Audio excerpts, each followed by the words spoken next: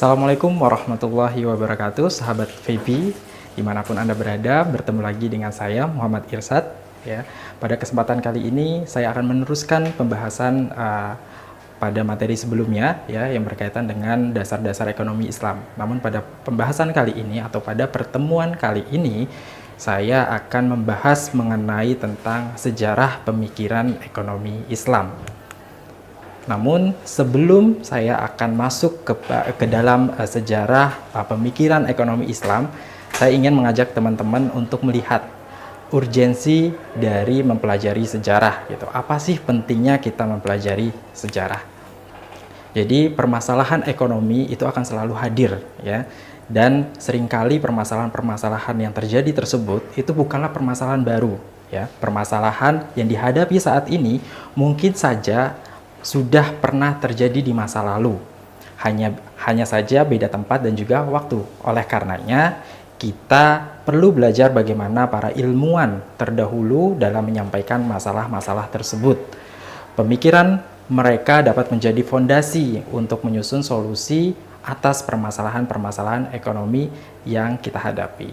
Itu kenapa kita penting, ya, kita perlu untuk mempelajari sejarah, untuk melihat bagaimana sih orang-orang terdahulu dalam menyikapi atau dalam menghadapi permasalahan-permasalahan yang terjadi. Nah, hal ini didukung dengan ayat Al-Quran, ya. Kalau misalkan kita membaca Al-Quran, kita melihat kepada Al-Quran, hampir, ya, sebagian besar isi atau kandungan dari Al-Quran itu berkisah tentang cerita, ya, kisah sejarah, ya. Kenapa? Karena memang kita diminta oleh Allah, ya, dianjurkan oleh Allah untuk belajar dari kisah-kisah orang-orang terdahulu kita. Sebagaimana dalam surat Al-A'raf ayat 176 dinyatakan bahwa faksus al-qasas la'allakum yatafakkarun gitu. Maka ceritakanlah kisah-kisah agar mereka berpikir. Berikut juga di dalam surat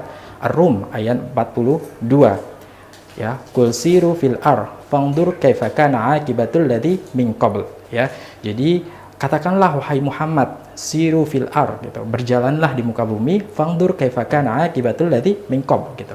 Supaya kita bisa melihat bagaimana orang-orang terdahulu dari pendahulu-pendahulu kita, ya, bagaimana akibat yang disebabkan oleh orang-orang terdahulu kita. Oke. Nah, kemudian berlanjut, ya, kenapa masalah ekonomi ini terjadi di dunia saat ini telah menjadi perhatian banyak pihak, tak hanya dari kalangan pelaku ekonomi sendiri, namun juga dari kalangan akademisi. Kenapa demikian? Karena ekonomi telah menjadi bagian dari kehidupan masyarakat dunia saat ini, ya. Aktivitas ekonomi seperti produksi, distribusi, dan juga konsumsi itu telah menjadi bagian terikat dalam kehidupan di masyarakat. Bahkan menurut para pakar ekonomi, Marshall, ya, mengatakan bahwa ekonomi dan juga keyakinan, yaitu dalam hal ini adalah agama, itu merupakan dua pengendalian kehidupan dunia. Oleh karenanya, perbincangan ekonomi menjadi selalu nikmat, ya, untuk kita para pemikir ekonomi Islam. Nah, dan salah satu pembahasan yang selalu menarik di dalam ekonomi Islam adalah pemecahan masalah atau pencarian sebuah solusi dari permasalahan ekonomi yang sering muncul, ya, yang sering kali muncul.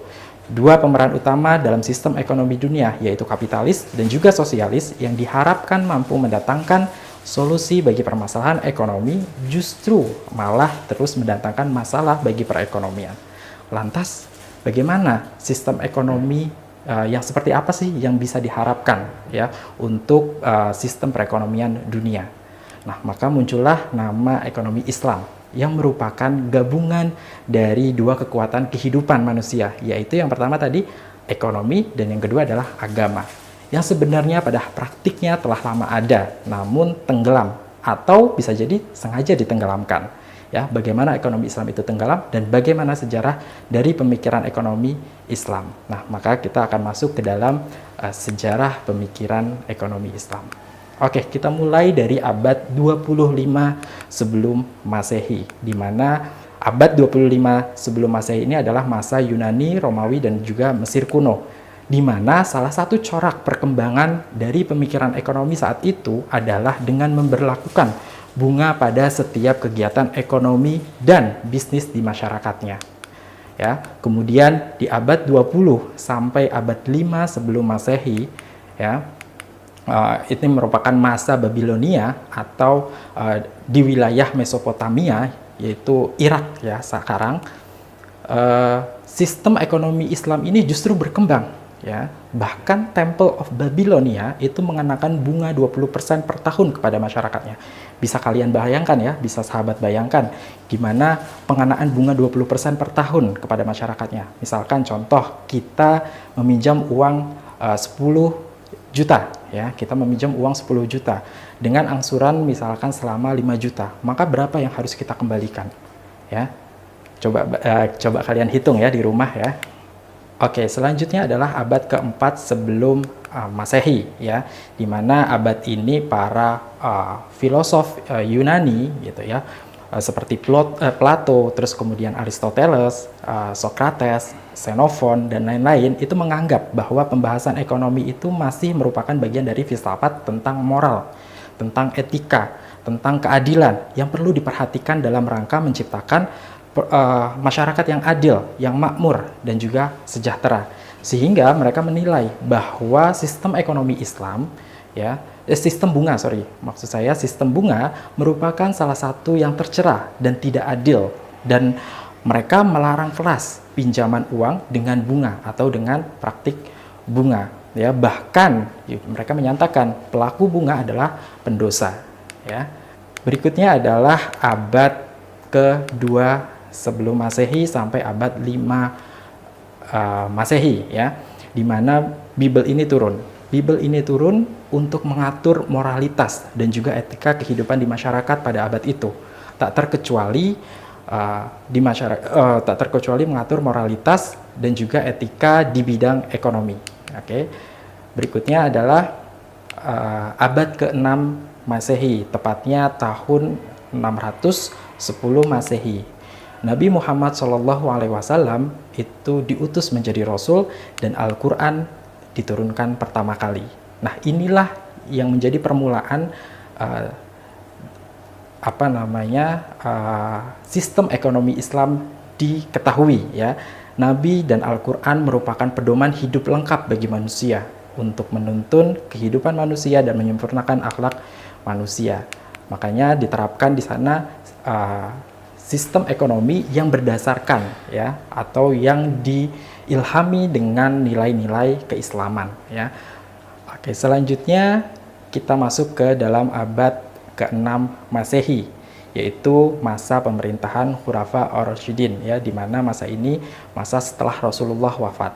Nah, dengan khalifah pertamanya adalah Abu Bakar As-Siddiq, ya, di mana pada masa khalifah Abu Bakar As-Siddiq ekonomi atau sistem ekonomi yang diterapkan oleh Abu Bakar itu masih sama dengan kebijakan yang diterapkan oleh Rasulullah, karena salah satu penerapan atau prinsip dari ekonomi atau kebijakan ekonomi di masa Rasulullah adalah dengan mengenakan zakat bagi umat muslim, ya. Nah, Abu Bakar sangat memperhatikan keakuratan perhitungan zakat, dan hasil pemungutan zakat dijadikan sebagai pendapatan negara, dan hasil pemungutan tersebut akan disimpan ke dalam Baitul Mal yang kemudian langsung dialokasikan atau langsung didistribusikan kepada masyarakat muslim, ya, hingga tidak tersisa, ya, karena pendistribusian atau prinsip pendistribusian harta dalam masa Abu Bakar adalah kesamarataan. Oleh karenanya pada masa pemerintahan Abu Bakar ini, ya, harta Baitul Mal tidak pernah menumpuk atau tertimbun dalam jangka waktu yang cukup lama, ya, karena langsung didistribusikan, ya. Sebelum kita melanjutkan kepada masa Umar bin Khattab, ya, kita akan melihat bagaimana perjalanan bisnis Rasulullah. Jadi aktivitas ekonomi yang sesuai ajaran dan nilai-nilai Islam itu sebenarnya sudah terlihat sejak Rasulullah mulai berkecimpung dalam dunia bisnis dan juga perdagangan saat ia berusia 8 tahun, ya, sekitar abad ke-5 Masehi atau pada tahun 579 Masehi, di mana saat usia beliau 8 tahun, Nabi mulai mengenal dunia bisnis untuk pertama kalinya sebagai pengembala kambing milik penduduk Makkah, ya. Dari hasil pengembala kambing tersebut, ya, Nabi Muhammad SAW memperoleh uprah atau ujrah, ya, beberapa kirat. Nah, kemudian di usia beliau menginjak 12 tahun ya, Nabi mulai belajar berdagang bersama pamannya yaitu Abu Thalib ke negeri Syam ya, di mana beliau melakukan perjalanan bisnis pertamanya ya ke negeri Syam tersebut yang dilakukan Nabi saat usia 12 tahun ya. Dan perjalanan-perjalanan tersebut terus berlangsung ya sampai ke negeri Syria, Jordan dan juga Lebanon. Selanjutnya di usia beliau 17 tahun ya, Nabi mulai bersaing dengan para pemain bisnis senior tingkat regional ya. Banyak mitra bisnis beliau mengakui kinerja dari Nabi Muhammad SAW yang matang, khususnya dalam perhitungan, kejujuran dan juga profesionalitas. Kemudian di usia beliau 25 tahun, Nabi mulai mendapatkan kepercayaan dari konglomerat Mekah yaitu Khadijah untuk menjalin kerjasama bisnis sebagai manajer bisnisnya ya. Gaji yang diterima Rasulullah kala itu adalah 4 ekor unta setiap bulannya ya. Misi dagang Nabi kala itu saat beliau menjadi seorang manajer itu adalah menyusuri jalur dagang utama antara lain yaitu Yaman, Syam, Wadil Qura dan lain sebagainya. Dan sebelum masa kenabiannya ya di umur 40 tahunan ya, Rasulullah mengisi hidupnya dalam perjalanan bisnis dengan menjalankan kontrak syirkah dengan sistem ujroh maupun bagi hasil ya ataupun mudharabah dengan Khadijah yang kemudian menjadi istrinya. Nilai-nilai ekonomi Islam yang diterapkan oleh Rasulullah pada saat itu adalah yang pertama sidik ya, yang sudah diterapkan sebelum masa kenabiannya atau kerasulannya adalah sidik, benar ya, yaitu tidak menyembunyikan barang dagangan yang cacat. Yang kedua adalah amanah ya, baik dari sisi pemilik maupun pelanggan ya. Beliau menciptakan keterpercayaan ya kepada pemilik dari bisnis dan juga kepada pelanggannya. Yang ketiga adalah fatonah, cerdas ya, di mana beliau pandai dalam menghasilkan keuntungan dan juga melihat peluang. Yang keempat adalah tablik, yaitu menyampaikan, cakap dalam menyampaikan negosiasi ya terhadap rekan dan juga klien bisnisnya. Berikutnya kita masuk ke pembangunan sistem ekonomi setelah kenabian. Oke. Rasulullah merubah sistem ekonomi dan keuangan sesuai dengan ketentuan Al-Quran. Adapun prinsip serta kebijakan-kebijakan yang dijelaskan adalah sebagai berikut. Yang pertama, ya, Allah sebagai penguasa tertinggi dan pemilik absolut dari seluruh sumber daya alam atau alam semesta ya. Yang kedua adalah manusia hanya khalifah dan penerima amanah. Ya, jadi diingat ya, manusia hanyalah khalifah dan penerima amanah yang dapat mengelola, mengambil manfaat dan dari sumber daya yang Allah miliki. Yang ketiga adalah semua yang didapatkan atau yang dimiliki oleh manusia atas izin Allah Subhanahu wa taala. Oleh karena itu manusia yang beruntung ya, itu berkewajiban untuk mendistribusikannya kepada orang-orang yang kurang beruntung ya, yang kurang beruntung. Yang ketiga adalah yaitu adalah kekayaan harus berputar, tidak boleh berhenti atau ditimbun. Kenapa? Karena memang kalau misalkan harta itu tertimbun, maka ini akan mengakibatkan ya keberlangsungan aktivitas ekonomi di masyarakat. Kemudian adalah eksploitasi ekonomi dalam segala bentuknya itu harus dimusnahkan, termasuk adalah riba ya, gharar, maisir dan lain sebagainya ya. Terus kemudian adalah sistem warisan sebagai media redistribusi kekayaan. Dan yang terakhir adalah menetapkan kewajiban bagi seluruh individu seperti kharaj, zakat, khums dan juga jizyah. Ini menjadi sumber pendapatan negara pada sistem ekonomi di masa Rasulullah SAW. Oke, kita lanjutkan ke abad ke-6 Masehi ya, pada masa Khalifah Umar bin Khattab ya. Jadi pada masa kenabian dari masa kenabian tadi, ya, dari masa Rasulullah dilahirkan, terus kemudian masa kenabian, masa Khalifah Abu Bakar, Khalifah Umar bin Khattab, Utsman bin Affan, dan juga kemudian masa Ali bin Abi Thalib gitu. Ini adalah masa the Great Gap, ya, yang terjadi sekitar abad 5 sampai 6 Masehi, ya. Nah, kemudian masuk ke masa Khalifah Umar, di mana masa Umar banyak melakukan ekspansi wilayah Islam, meliputi Jazirah Arab, Palestina, Syria, Persia, dan juga Mesir. Berbeda dengan Abu Bakar, seperti yang tadi saya sampaikan, ya, dalam pendistribusian harta Baitul Mal, ya, Umar menerapkan prinsip keutamaan. Kalau misalkan tadi Abu Bakar itu mengutamakan atau menerapkan prinsip kesamarataan, ya. Sedangkan Umar itu menerapkan prinsip keutamaan, di mana orang yang memiliki ikatan tali persaudaraan dan orang-orang yang masuk dalam kelompok as-sabiqunal awwalun mendapatkan keutamaan tersebut.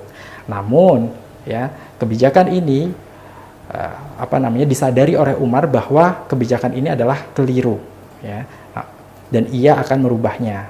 Namun sebelum merubah kebijakan tersebut, Umar wafat dibunuh. Ya, jadi belum sempat dirubah oleh Umar, kemudian Umar dibunuh. Nah, kemudian pada masa Khalifah Utsman bin Affan tahun 644 sampai 656 Masehi, Utsman masih banyak menerapkan kebijakan-kebijakan yang diterapkan dalam ekonomi Umar, ya. Terus kemudian masa Ali bin Abi Thalib, ya, itu Ali bin Abi Thalib itu menerapkan memberhentikan pejabat-pejabat yang korup, ya, membuka kembali lahan perkebunan yang telah diberikan kepada orang-orang terdekat dari Utsman, ya, dan mendistribusikan pajak kembali seperti kebijakan Rasulullah dan juga Abu Bakar. Oke, terus kemudian kita masuk ke masa pemerintahan Daulah Islamiyah, ya. Pada abad ini juga masih masuk dalam abad the Great Gap, ya, di mana juga disebut sebagai the Dark Age, ya, bagi para pemikir Barat, ya. Sedangkan pada masa Islam di situ sedang berjayanya, ya. Jadi kita terbalikan, ya. Makanya kenapa pada the Great Gap ini gitu, ya, pemikiran ekonomi Islam itu ditutupi karena pemikiran ekonomi Islam saat itu sedang maju-majunya, ya. Masa pemerintahan Daulah Islamiyah yang pertama adalah masa Daulah Umayyah, ya. Khalifah Muawiyah ibnu Abi Sufyan itu mencetak uang, ya, memberikan gaji tetap kepada para tentara, ya, mengembangkan birokrasi, ya, dan lain sebagainya. Terus kemudian pada masa Khalifah, ya, Abdul Malik ibnu Marwan itu melakukan penerbitan, pengaturan, dan penyebaran uang ke seluruh wilayah masyarakat Islam. Bahkan beliau juga melarang penggunaan mata uang asing dan memberikan hukuman pada siapapun yang melakukan percetakan uang di luar percetakan negara. Terus kemudian pada masa Khalifah Umar bin Abdul Aziz, ya, pembangunan negara, mengurangi pengenaan pajak, ya, pada kaum Nasrani dan juga menghilangkan pajak bagi kaum Muslim. Nah, kemudian kita masuk ke dalam masa Daulah Abbasiyah. Apa saja sih kebijakan yang diterapkan di masa Daulah Abbasiyah? Yang pertama, pada kekhalifahan Abu Ja'far Al-Mansur, ya, beliau lebih banyak melakukan konsolidasi, ya, dan juga penertiban administrasi birokrasi negara. Pembendaharaan negara masih menggunakan dana Baitul Mal seperti yang dilakukan pada dinasti Abbasiyah. Kemudian kita masuk ke abad 7 sampai ke 12 Masehi, ya. Di masa Al-Mahdi, ya, itu banyak menerapkan kebijakan-kebijakan yang menguntungkan rakyat, banyak seperti membangun tempat persinggahan musafir haji, ya, pembuatan kolam air untuk para kafilah dagang, ya, beserta hewan bawaannya, serta memperbaiki dan memperbanyak telaga dan juga mengembalikan seluruh harta rampasan ayahnya. Oke, kemudian kita masuk ke dalam masa Harun ar-Rasyid, ya, di mana Khalifah Harun ar-Rasyid ini melakukan diversifikasi sumber pendapatan negara, ya. Ia membangun Baitul Mal dan juga merujuk seorang wazir yang menjadi kepala beberapa Diwan. Yang pertama adalah Diwan Al-Khazanah yang bertugas mengurus pembendaharaan negara. Terus kemudian Diwan Al-Azra yang bertugas mengurus kekayaan negara yang berupa hasil bumi. Yang kemudian yang ketiga adalah Diwan Khazain Al-Silah yang bertugas mengurus perlengkapan angkatan perang. Dan pada abad ini ya, pada abad 7 sampai 12 Masehi adalah fase pertama, dan tokoh-tokoh pada fase pertama ini diantaranya yaitu tokoh-tokoh lain ya, tokoh-tokoh muslim lainnya pada abad ini, yaitu yang pertama Abu Yusuf ya. Beliau mempunyai kebijakan ekonomi seperti keuangan publik ya, ghanimah, sedekah, harta fai, perpajakan, peranan negara dan juga mekanisme pasar ya. Oke, kita masuk ke abad ke-12 sampai 15 Masehi ya, di mana pada abad 12 sampai 15 Masehi ini lahirlah pemikiran skolastik. Nah, ciri utama dari aliran ini adalah kuatnya hubungan antara ekonomi dengan masalah etis serta besarnya perhatian pada masalah keadilan. Oke. Nah, tokoh-tokoh pada pemikiran skolastik ini diantaranya adalah Albert Magnus, terus kemudian Thomas Aquinas, itu masuk dalam tokoh-tokoh pemikiran skolastik. Nah, kemudian di abad ke-13 sampai 19 Masehi itu masuklah masa Daulah Turki Utsmani ya. Pada masa pemerintahan Utsman dan juga pergantian Daulah Turki Utsmani banyak melakukan usaha perluasan wilayah. Ya, dalam pengembangan kehidupan perekonomiannya, Daulah Turki Utsmani melanjutkan kebijakan yang telah diterapkan oleh dinasti Abbasiyah, sama seperti dilakukan oleh ulama-ulama atau tokoh-tokoh ekonom muslim sebelumnya. Oke.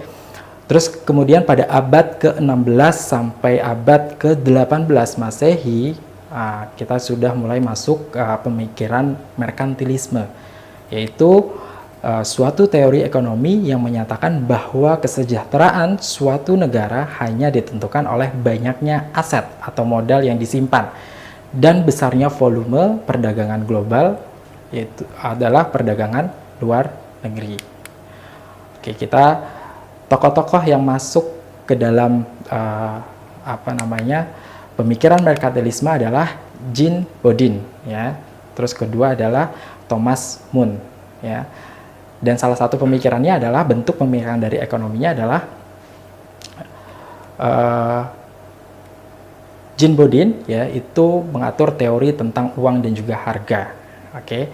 Terus kemudian pada abad ke-17 sampai ke-18 Masehi ya, itu mulai masuk madhab fisiokratis.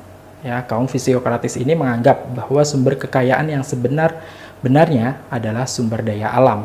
Inilah yang menjadi cikal bakal doktrin laissez-faire, laissez-passer ya. Biarkan semua terjadi, biarkan semua berlalu tanpa adanya intervensi dari pemerintah, maka semua tindakan manusia akan berjalan secara harmonis ya. Inilah menjadi cikal bakal dari ekonomi atau sistem ekonomi kapitalis. Nah, pada abad ke-17 sampai ke-19 Masehi ini gitu masuklah pemikiran ekonomi klasik ya, di mana tokoh-tokoh di dalam ekonomi klasik ini ada pertama Adam Smith sebagai bapak ilmu ekonomi barat yang mencetuskan ya, yang pada akhirnya mencetuskan sistem ekonomi kapitalis. Kedua adalah Thomas Robert Malthus. Terus kemudian ada David Ricardo dan juga Jean Baptiste Say, dan yang terakhir adalah John Stuart Mill ya. Nah, di abad ke-19 sampai ke 18 sampai ke 19 Masehi masuklah madhab sosialis, yaitu Karl Heinrich Marx ya, yaitu seorang bapak ekonomi sosialis. Demikian, mungkin cukup demikian dari saya mengenai tentang sejarah pemikiran ekonomi Islam ya. Dari saya kurang lebihnya mohon maaf. Sampai jumpa lagi. Assalamualaikum warahmatullahi wabarakatuh.